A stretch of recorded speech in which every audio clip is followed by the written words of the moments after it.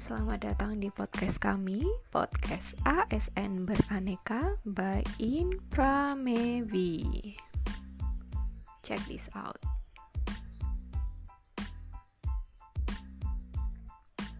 Ya, di sini sudah ada Mbak Ines, perawat RSUD Dr. Gondoswarno Ungaran Semarang.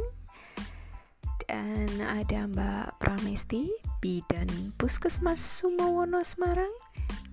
Lalu ada Mbak Vicky, perawat RSUD Dr. R. Sosodoro Jati Kusumo Bojonegoro, dan saya sendiri Meta, fisioterapis RSUD Dr. R. Sosodoro Jati Kusumo Bojonegoro.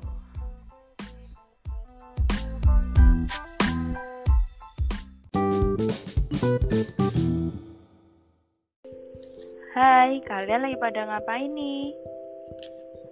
Mbak Ines. Lagi duduk cantik aja nih kita. Kemarin udah pada ngerjain tugas belum sih? Tunggu. Tugas yang mana sih? Itu loh, peran ASN. Oh iya, yang 3 peran itu kan? Betul nggak? Iya bener, ASN itu kan pelaksana kebijakan publik, pelayan publik, serta perekat dan pemersatu bangsa. Oh, yang itu. Iya, aku tahu. Tapi jujur sih, sebenarnya aku belum begitu paham. Itu pelayanan publik maksudnya yang kayak gimana sih? Maksudnya tuh, kayak aku nih, kan kerja di Rumah Sakit Gondoswarno Ungaran sebagai perawat. Nah, aku tuh harus selalu isi rekam medis pasien dong. Harus sesuai sama apa yang udah aku kerjain, isi rekam medisnya tuh harus akurat. Masa iya ngisi tekanan darah pasien asal-asalan tanpa harus dicek dulu ke pasiennya? Iya juga ya, kalau itu masuk ke akuntabilitas bukan sih? Yap, betul banget Mbak Pram. Jadi kita harus akuntabel nih, apa yang tertulis harus sesuai dengan apa yang udah kita kerjain. Terus nih, kita sebagai petugas kesehatan itu harus melakukan pelayanan yang sama dan tidak membeda-bedakan antara pasien umum dan BPJS, serta melakukan pelayanan yang adil dan memberikan fasilitas yang sesuai pada kelasnya.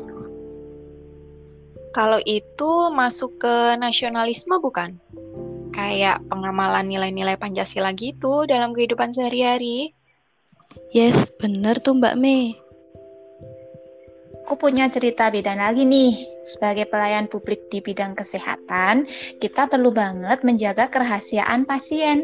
Jangan sampai keadaan pasien bocor kemana-mana karena keteledoran kita cerita ke sembarangan orang. Nah, ini masuk ke etika publik nih.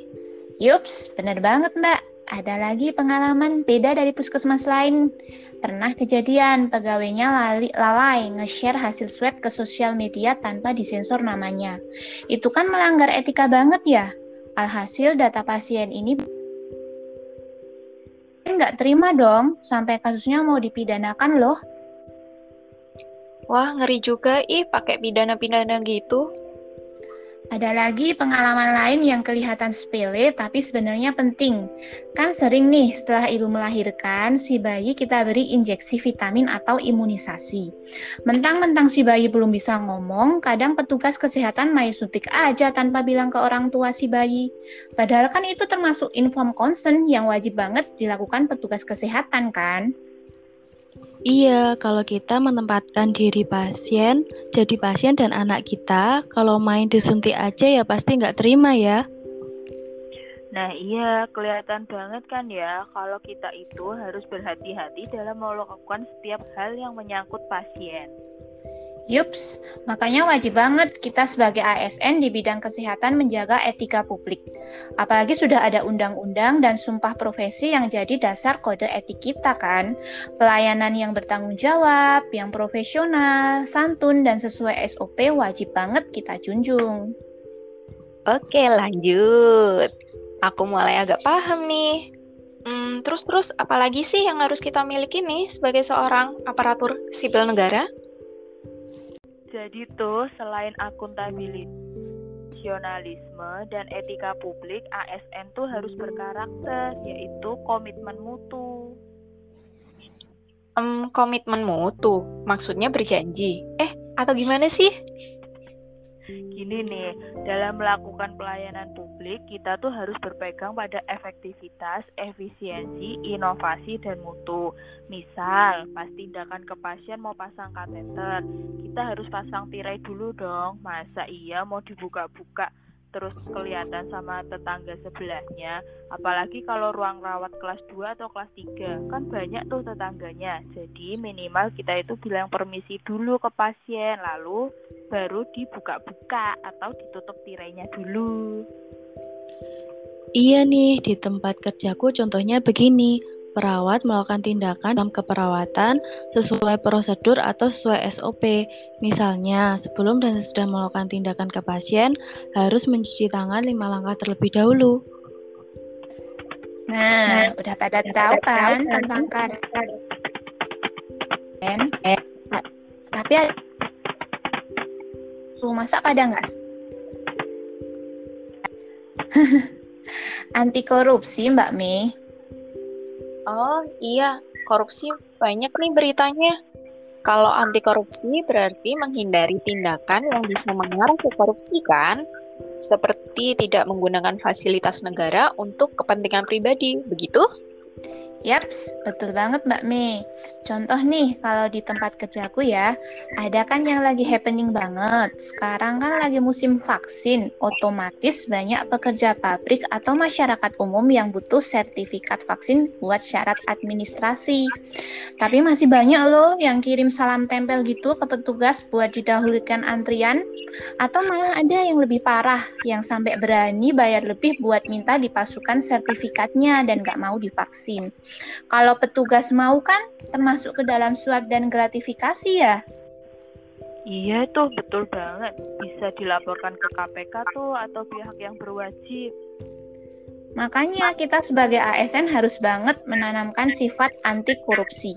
Soalnya kalau nggak kuat iman, banyak banget kesempatan yang bisa menjerumuskan kita ke dalam praktik KKN karena profesi ASN ini kan berhubungan dengan kemaslahatan orang banyak. Apalagi nih sebagai pegawai puskesmas kayak aku, sering banget diberi amanah dari pemerintah buat pegang dana-dana untuk kesehatan masyarakat. Kalau tergoda sedikit, wah habislah sudah. Jadi kita harus bisa membentengi diri dari praktik KKN kan ya? Iya Mbak, menurutku menghindari praktik KKN ini kan mulai dari hal kecil bisa dilakukan. Sebagai contoh, perkuat iman dengan rajin ibadah, bersikap memiliki rasa tanggung jawab dalam hal sekecil apapun. Sebagai contoh nih, datang tepat waktu dan menjalankan tugas kita dengan sebaik-baiknya. Kalau itu bisa kita pegang teguh, insya Allah kita bisa jadi ASN yang anti korupsi. Gimana teman-teman, setuju? Setuju dong. Setuju. Wah, sekarang aku mulai lebih paham nih. Makasih ya Mbak Ines, Mbak Pram, Mbak Vicky. Dari obrolan kita nih, aku nangkepnya tuh kita sebagai ASN harus punya karakter aneka. Dari akuntabilitas, nasionalisme, etika publik, komitmen mutu, hingga anti korupsi. Nah, marilah kita jadi ASN yang beraneka. Yaps, semoga dengan tugas dan fungsi sebagai ASN, kita bisa terhindar dari perilaku yang kurang pas. Yuk, semangat yuk. ASN beraneka. Kerja keras, kerja cerdas, kerja tuntas, kerja ikhlas.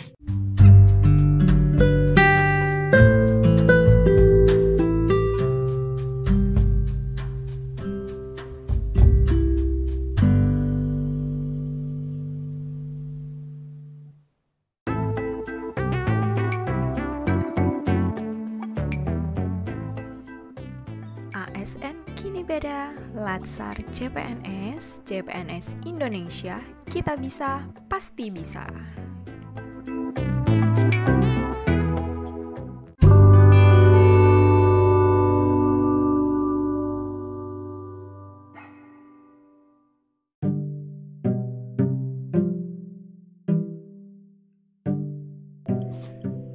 Terima kasih telah mendengarkan obrolan kami. Sampai jumpa, semoga bermanfaat.